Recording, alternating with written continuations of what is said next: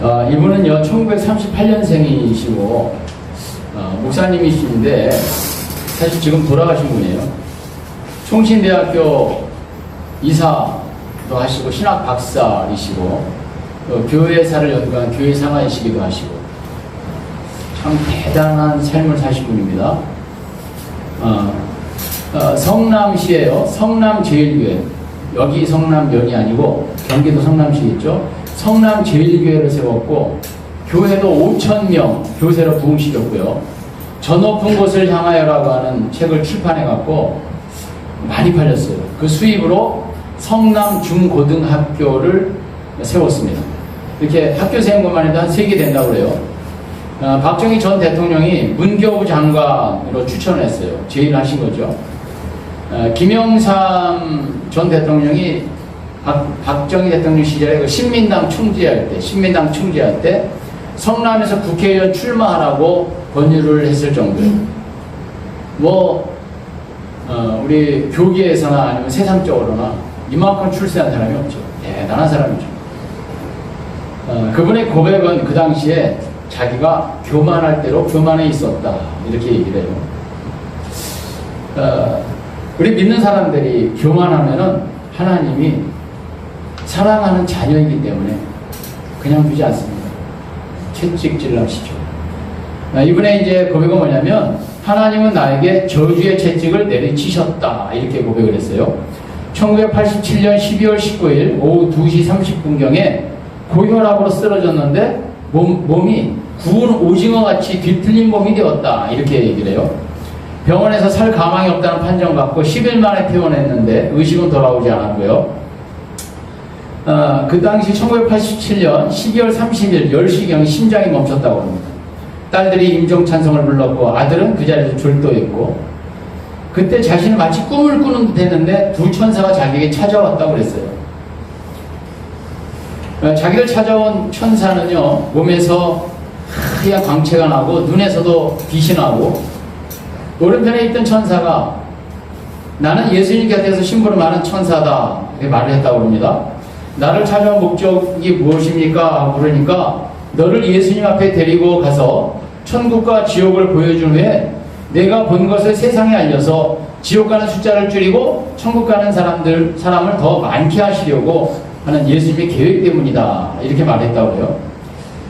나는 병든 몸으로는 갈 수 없으니까 고쳐서 데리고 가세요 했는데 들은 채도 안 하고 자기 옷을 벗게 되니 천국에서 가져온 흰옷을 입혔다고 그래요.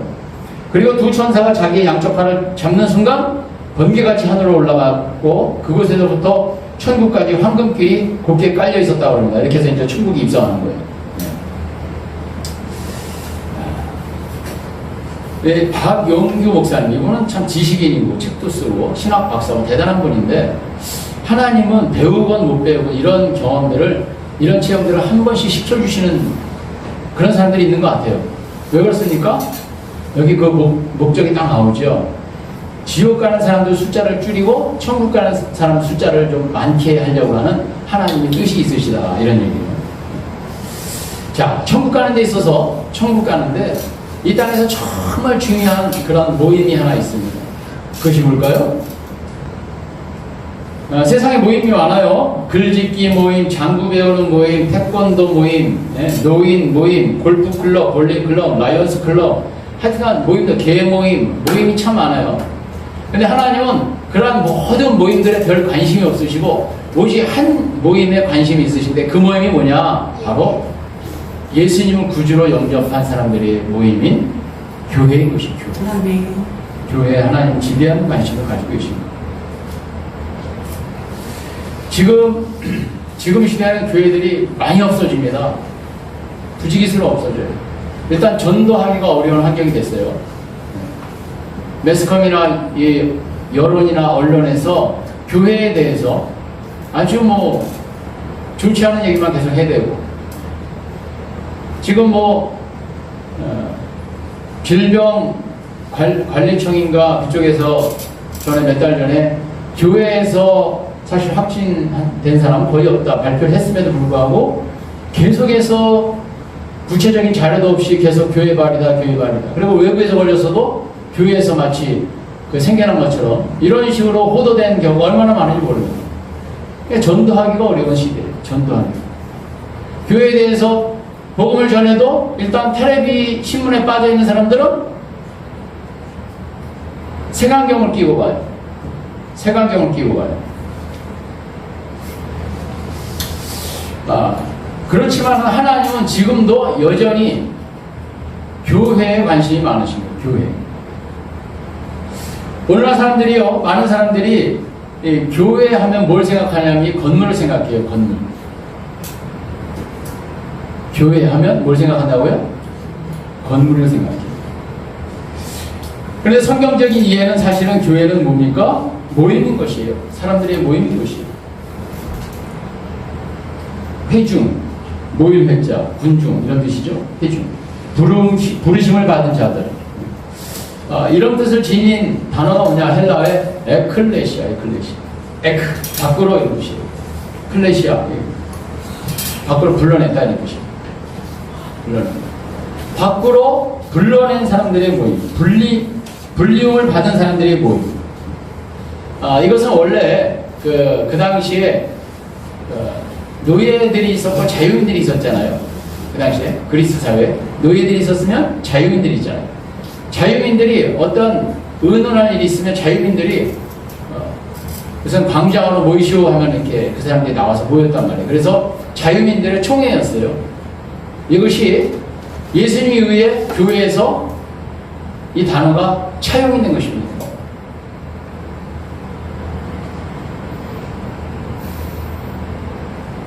하나님 아버지께서 예수 그리스도를 통하여서 아들 예수 그리스도를 통해서 불러낸 것이에요.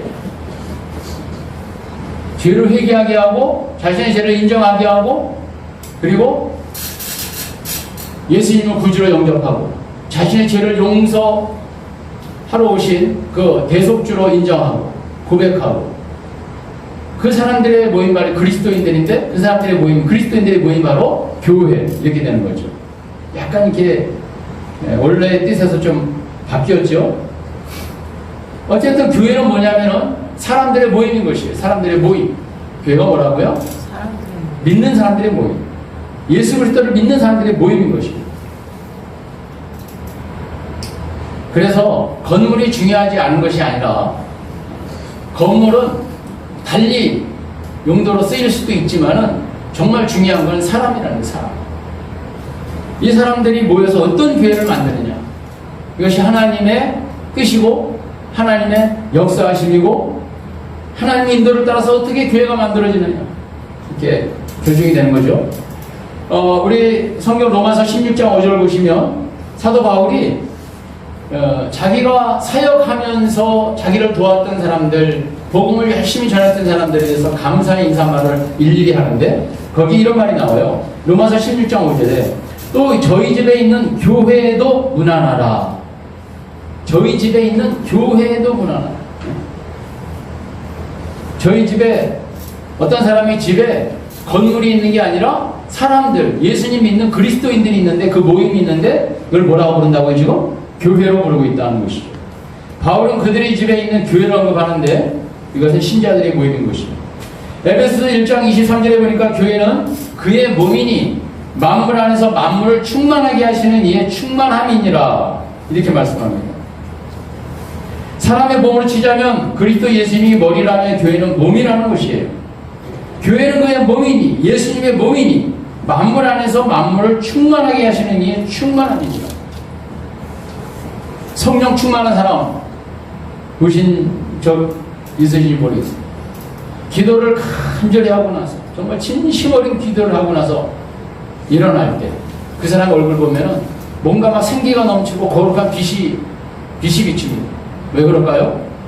이게 하나님의 충만함이 그에게 임한 것이에요. 성령의 충만함. 교회는 그의 몸이니 만물 안에서 만물을 충만하게 하시는 이의 충만함이니라. 우리 안에서 성령께서 빠져나가시니 하나님이 우리와 함께하지 않으시고 우리는 헛겁되게 불과해 아무것도 아닌 것이에요. 만물이 다 그런 것이에요. 진정한 생명력과 진정한 충만함은 어디서 오느냐? 하나님이 우리와 함께 하시고 성령께서 우리에게 함께 하실 때 충만함으로 함께 하실 때 있는 것이죠. 주님제 교회 하면은 무엇을 말합니까? 이 다가동 이 지역에 있는 예수님 믿는 사람들의 모임인 것이에요. 어느 주소가 있겠죠. 자, 이 교회는요, 하나님이 왜 그렇게 관심을 많이 가지시느냐, 왜 그렇게 소중하게 여기시느냐, 자신의 하나밖에 없는 아들을 대신 죽게 하시고 죄값을 치르게 하시고 그 피값으로 사셨기 때문에 그런 것입니다. 그래서 어느 단체나 어느 모임보다도 예수 그리스도를 구주로 영접한 죄 용서함 받고 하나님의 자녀로 불림받는 이 사람들의 모임이 그렇게 중요하다는 것입니다. 이 교회를요, 교회는 사도 바울은 어떻게 지금 표현하고 있냐면, 사도 바울이요, 나는 누구라고요? 사도 바울. 나는 하나님께서 나에게 주신 은혜를 따라 지혜로운 건축가와 같이 기초를 놓았습니다. 그런데 다른 사람이 그 위에다가 집을 짓습니다. 그는 어떻게 집을 지을지 각각 신중히 생각해야 합니다. 사도 바울이요, 지혜로운 건축가와 같이 기초를 놓았대요. 우리가 빌딩이나 집이나 건축할 때 지나가다 보면 땅을 깊이 팝니다. 그리고 그냥 자갈 섞인 콘크리트를 갖다가 이렇게 채워넣어요. 그리고 거기다가 어느 정도 마르면은 철근을 받기 시작하죠. 그렇게 해서 기초를 놓습니다. 사도 바울이 그렇게 건축가와 같이 기초를 놓았대요. 교회는 건물이 아닌데, 사람들의 모임인데, 그런데도 교회를 세운 것을 마치 사도 바울은 뭐와 같이 설명하고 있냐면 건축하는 것과 같이 설명하고 있다는 거예요. 건축하는 것과 같이. 이 건축하는 거는요, 정말 설계도 잘해야 되고 하나하나 정성 들여서 균형을 잘 잡아서 잘 건축을 해야 돼요. 설계가 잘못됐다든가 그러면 집이 엉뚱하게 지어지겠죠. 아니면 실제로 기초를 놓고 뭐 기둥을 세우고 할 때 그냥 누가 철근 같은 거 아끼려고 늘 거를 갖다가 안 넣고 그러면 어떤 사태가 벌어져요? 예전에 삼풍백화점 무너지는 것 같은 사태가 벌어지는 거 어느 날 같죠. 와장창 무너져 버립니다. 기초를 잘 놔야 되는 거예요. 기초를. 그리고 꼼꼼하게 잘 건축을 해야 되는 거예요. 영적인 일인데 이렇게 건물 건축하는 것과 같이 비유를 하고 있다 이런 얘기. 계속해서 읽겠습니다. 10절 중간서부터. 그런데 다른 사람이 그 위에다가 집을 짓습니다. 자기는 이제 기초를 놨고 다른 사람이 집을 짓는데요. 그러나 어떻게 집을 지을지 각각 신중히 생각해야 합니다. 신중히 생각해야 합니다. 11절 아무도 이미 놓은 기초이신 예수 그리스도밖에 또 다른 기초를 놓을 수 없습니다. 또 다른 기초를 놓을 수 없다. 사도 바울이 지금 기초로 놓았다고 하는 건 무엇이라고요? 바로 예수 그리스도라. 예수 그리스도.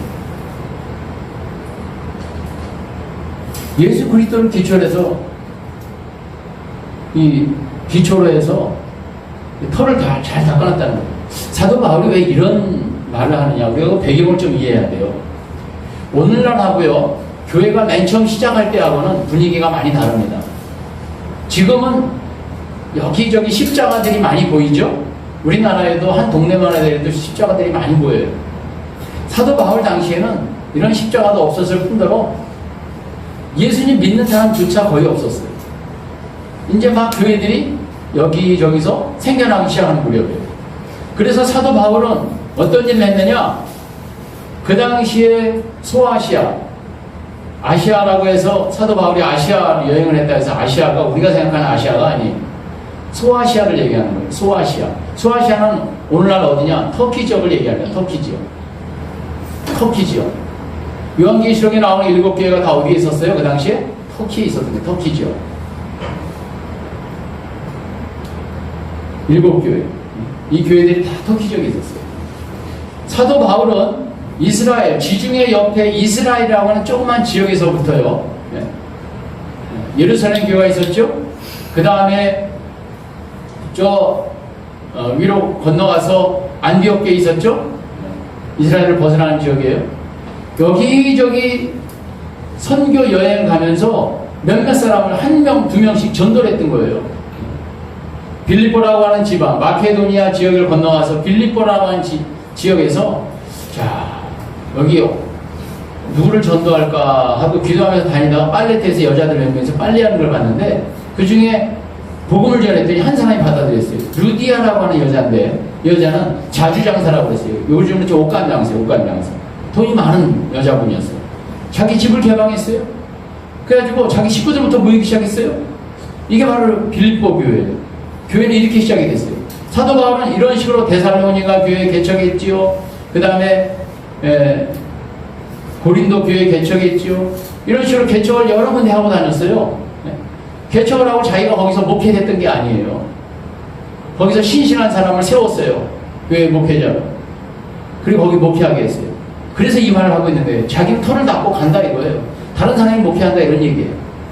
자기하고 전도여행을 했던 신실한 그 동역자인 아볼로를 파견한다든가 담임 목사로 자기의 제자인 디모데를 파견한다든가 이런 식으로 해가지고 목회하게 했던 거예요. 자기는 또 다른 교회를 개척하고 또 목회자를 세우고 자기는 또 이동하고 이게 바로 사도 바울의 삶이었어요. 그래서 자기는 예수 그리스도라고 하는 기초로 해서 털을 닦아놓고 자기 간다 이런 얘기예요. 다른 사람 세워서 목회하게 한다 이런 얘기예요. 근데 그때 목회할 때 교회를 세워나가는 것인데 어떻게 해야 될지 정말 신중히 하라 이런 얘기입니다. 신중. 그것은 거기서 목회하는 목사님만이 아니라 거기 있는 교인들조차도 정말 기도하면서 신중히 건축할 생각을 해라 이런 얘기입니다. 교회를 건축에 비겼죠. 12절 보시겠습니다. 누가 이 기초 위에 금이나 은이나 보석이나 나무나 풀이나 짚으로 집을 지으면 그에 따라 각 사람의 업적이 드러날 것입니다. 자, 이제 건축을 하는데요. 기초 위에 재료를 못 쓰느냐? 어떤 사람은 금이나 은이나 보석으로 쓴대요. 자, 그 다음에 어떤 사람은요, 나무나 풀이나 집으로 집을 짓는데요. 이 차이가 무엇일까요? 나무나 풀이나 집 하면 어떤 생각이 나요? 불이 나면 쉽게 타버리는 거죠. 금방 타서 없어지죠. 금이나 은이나 보석으로 집을 지으면요, 튼튼합니다. 금이나 은이나 보석으로 집을 지으면 튼튼합니다. 불에 안 타는 것이죠. 네. 자, 그러면 우리는 금이나 은이나 보석 같은 불에 타지 않는 이것이 무엇일까요? 이 재료가 무엇일까요? 바로 하나님의 말씀, 하나님의 말씀. 하나님의 말씀을 근거로 하나님의 말씀을 재료로 해서 집을 짓는 어린 예배를 만들고 거기서 내가 어떤 선생님으로서 역할을 하고 주일 예배 때 어떤 역할을 하고 이것이 다 하나님의 말씀을 기초로 합니다. 하나님 말씀 붙잡고 우리가 하나님 번신하는 거예요. 그러면은 인간적인 생각, 내 생각 이런 것이 아니라 하나님의 말씀이 무엇일까? 하나님의 뜻이 무엇일까? 그래서 하나하나 아는 대로 배운 대로 집을 짓기 시작하면 교회는 튼튼하게 집이 세워지기 시작하는데 하나의 튼튼한 건축물처럼 세워지기 시작하는데 불이 나도 쉽게 타지 않고 지진이 나도 무너지지 않고 이런 건물이 되는 것입니다. 교회 운영 방식은 어떻게 해야 되느냐? 역시 하나님의 방법으로 해야 되는 거예요. 하나님의 방법. 교회는 하나님이 통치하시는 곳입니다. 민주주의가 아니에요. 민주주의. 내 생각에는 이걸로 되지 않습니다. 아멘. 그럼 뭐 다 마찬가지죠. 어느 성도님, 어느 집사님, 어느 권사님, 장로님이 아니고 목사님도 아니고 하나님의 뜻, 하나님의 말씀이겠죠. 하지만은 가장 많이 하나님의 뜻을 그 교회에 대해서 하나님의 뜻을 가장 많이 보여주시고 가르쳐 주시는 것은 하나님이 누구한테 하시느냐?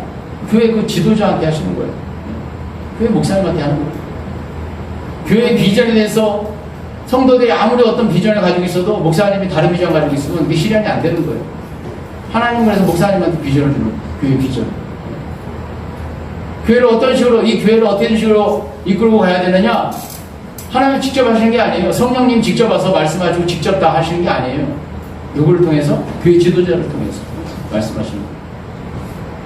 교회는 민주주의가 아니에요. 교회는 다수결의 원칙으로 되는 거 아니에요. 만약에 다수결의 원칙으로 민주주의로 세우면요, 그 교회는 조금 일어나는 것 같다가도 다시 빠그러지고 계속. 그리고 하나님 보시기에는 집이나 뭘로 나무나 풀 이런 걸로 집 짓는 거와 마찬가지고요.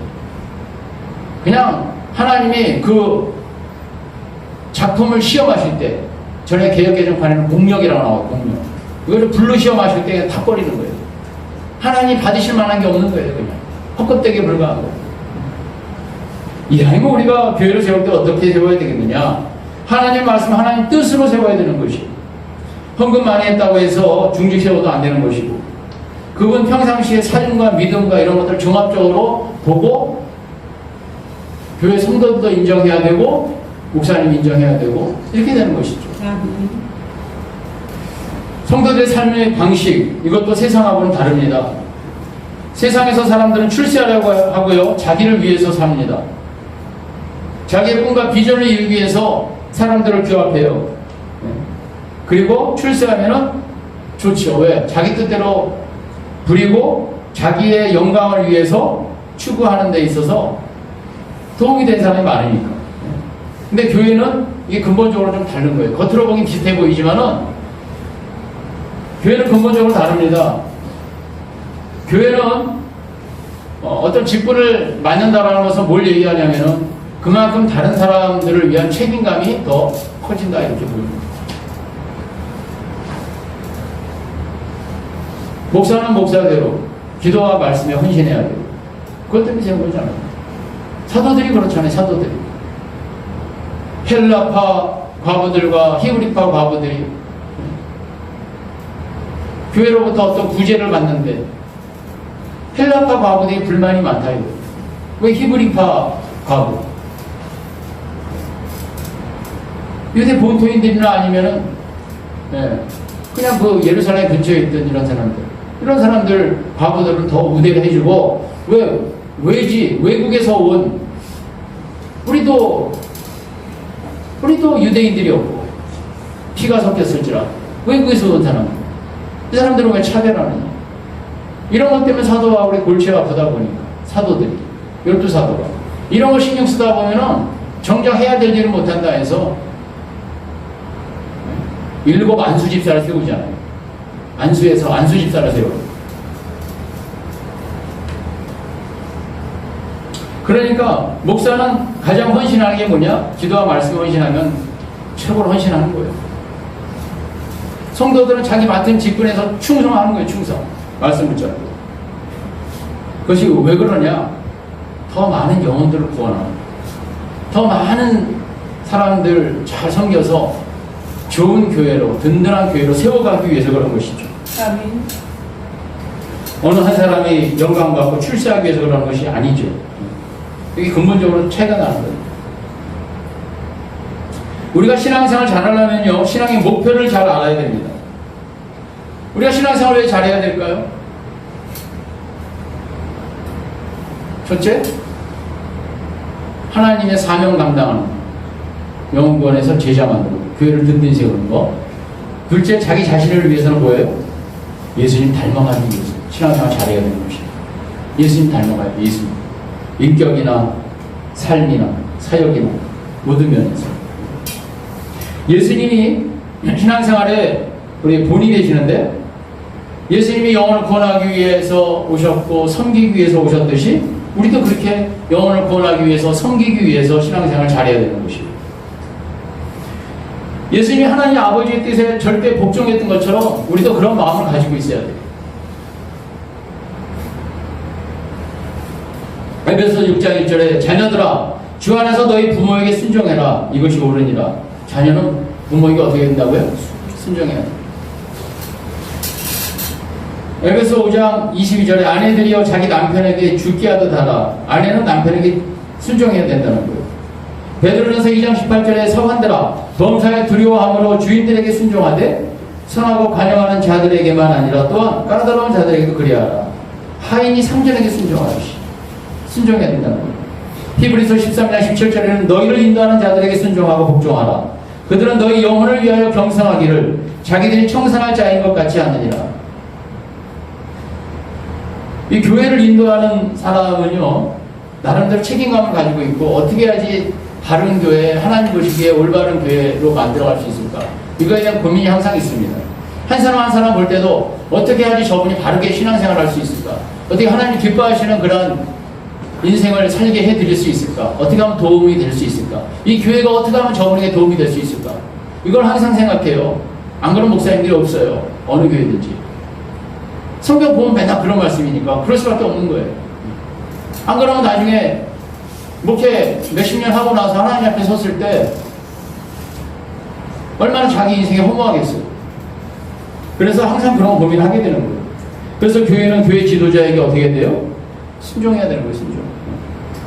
여기서 쓰이는 영어 단어가요, 서브밋입니다. 서브밋. 복종. 무조건 다 복종하라는 건 아니에요. 예수 믿지 말라고 하는 거에 복종할 수 있겠어요? 남편이 아내한테 당신 교회 다니지 마. 예수 믿어서 뭐 하려고 그런 데 다니는 거야? 그거 복종할 수 있겠습니까? 순종할 수 있겠습니까? 그런 거는 더 높은 권세를 따라가야 돼요. 교회 문 닫아. 사람 모이지 마라. 네? 교회는 뭐 제품 만들어내는 데도 아니잖아. 뭐 영적으로 깜깜한 사람들이 이런 소리 하는데 교회 모이지 말아라, 예배 드리지 말라고 그래 순종할 수 있습니까? 그거 할 수 없는 거예요. 그런 순종. 네. 그런 것입니다. 더 높은 권위에 순종해야죠. 그렇게 하면 그만큼 더 예수님을 닮아가게 되고 하나님이 원하시는 열매들을 맺게 된다 이거예요. 하나님이 원하시는 열매들, 올바른 열매들을 맺게 된다는 거예요. 세상적인 물이 많이 안 빠진 사람들은요, 직분을 더 중직을 맡으려고 하는 이유가 더 자기가 큰 소리 치고 섬김받고 싶어서, 이런 사람들이 가끔 있다고 해요. 동기가 잘못됐죠. 목사님은 그런 사람들을 세우면 안 되는 것이, 아무리 헌금 많이 해도 그런 사람을 세우면 안 되는 것이, 아무리 직함이 화려해도 그런 사람들은 중직을 세우면 안 되는 것이.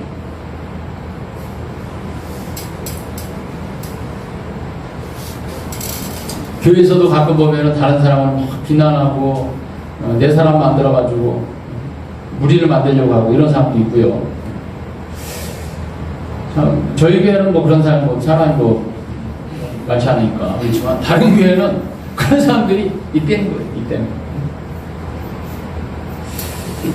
자, 13절에서 14절을 보십시다. 13절, 14절 우리 같이 한번 합독 해볼까요? 읽어볼까요? 다 같이요. 시작. 그에 따라 각 사람의 업적이 드러날 것입니다. 그날이 그것을 환히 보여줄 것입니다. 그것은 불에 드러날 것이기 때문입니다. 불이 각 사람의 업적이 어떤 것인가를 검증하여 줄 것입니다.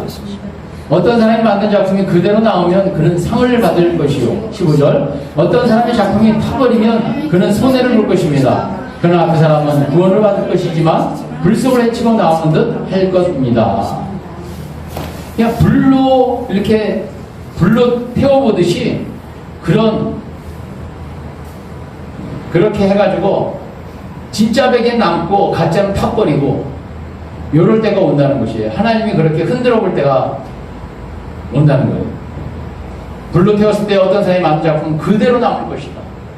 하나님 말씀을 해서 기초로 해서 교회가 세워졌으면 그 교회는 하나님 앞에 좋은 교회로 남아있을 것이다. 하나님들은. 하지만 하나님 보시기에 이건 교회가 아닌 모임도 있는 것이에요. 겉으로 보기에는 교회 같고 사람도 많이 모이고 화려하고 대단해 보이는데 정작 성령께서는 그 안에 안 계시고 하나님은 교회로 인정하지 않는 그런 모임도 있다는 거예요.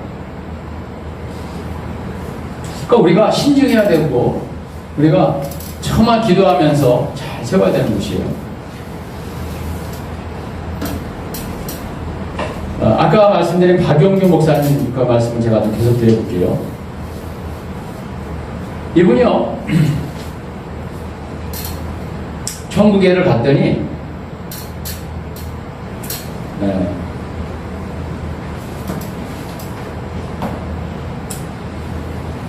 어린아이들 영혼들도 천국이 있대요. 어린아이들 영혼들이 천국이 있는데 집이 없고 꽃밭에서 천사들의 도움받으며 평화롭게 살고 있었답니다. 예, 간증이에요, 간증. 성경에 뭐 진리라고 나오는 아니니까 참고로 들으시기 바랍니다. 그들은 일찍이 죽어온 영혼들이기 때문에 자기 집을 지을 재료가 없어서 집이 없이 산다고 합니다. 그런데도 평화롭고 그렇게 행복한 거예요. 천사들의 도움받으면서. 예배 드리는 시간, 성경 읽는 시간, 기도하는 시간, 전도하는 시간, 헌금 11조, 교회 봉사하는 일, 이런 것들을 많이 하면 크고 좋은 집이 지어지는 거예요. 그런 거 하나하나가 다 천국에서는 좋은 재료가 돼서 올라가서 좋은 집이 지어진다는 거예요. 적게 하면 작은 집이 지어지고 안 하면 개인의 집이 없고 공동으로 사는 집에 살게 된다. 이런 얘기고. 천사에게 자기가 물어봤대요. 제 집을 좀 보여주세요. 처음에는 천사가 안 된다고 했대요. 간절히 예언했다는 거야. 제발 좀 보여달라고. 꼭 보고 싶다고. 그러니까 천사가 이제 보여주는데 예수님이 허락을 해주셨대요. 그래가지고 천사와 함께 그곳을 가는데 멀리 가더래요. 한참 멀리 가더래요. 한참 가다 보니까 터를 닦아놓고 건축을 시작하는 집이 세 채가 있는데 그 중에 짓다가 중단된 작은 3층 집이 하나 있대요. 짓다가 중단된 작은 3층 집. 네 집이다 그러더라고요. 천사가. 너무 실망스러워가지고 이렇게 쳐다보고 있는데 한번 들어가 보려는 거예요. 안 들어가겠다고 그랬대요. 아니 안 들어가 봐야 된다 해서 할 수 없이 들어가 봤는데 3층 방의 벽에 상장 2개가 붙어 있었답니다. 하나는 18살 때 고아원에서 성탄절을 지키러 교회 가다가 이분이 고아 출신이었던 모양이에요. 고아원에서 성탄절을 지키러 교회로 가는데 추위에 떨고 있는 거지 할아버지가 앉아 있었대요. 자기 잠바를 벗어서 줬고 헌금할 돈을 갖다가 옆에 그 붕어빵 파는 그 마차에 가가지고 붕어빵 사가지고 2개를 사서 드렸대요. 그게 상장으로 기념이 되어 있대요. 상장으로 걸려있대요. 벽에. 자기는 너무 실망이 됐다는 거예요. 나는 400명 학생들에게 장학금 줬고 아파트를 교회 옆에 지어서 가난한 과부들 42세대를 이렇게 나눠줬다는 거예요. 42세대를 만들어서 나눠주고 가난한 신학생 39명의 학비를 도왔고 목사가 된 다음에는 집을 팔아서 교회당 지어서 5,000명 교인으로 부흥을 시켰는데 그런 건 하나도 상으로 기록되어 있지 않더라는 거예요. 천사에게 따져서 물었대요. 이게 뭡니까? 따져서 물었대요. 너는 땅에서 국민훈장 받았고 문교부 장관상 받았고 신학생들에게 명절 때마다 감사 인사를 받았으므로 천국에서 받을 상이 없다. 이렇게 했다는 거예요. 누가 상이 많으냐? 전도 많이 하는 사람이 천국에서 가장 좋은 집에 산다고 했다는 거예요. 그러니까요. 우리가 신앙생활을 어떻게 해야 되는지 답이 딱 나오는 거예요.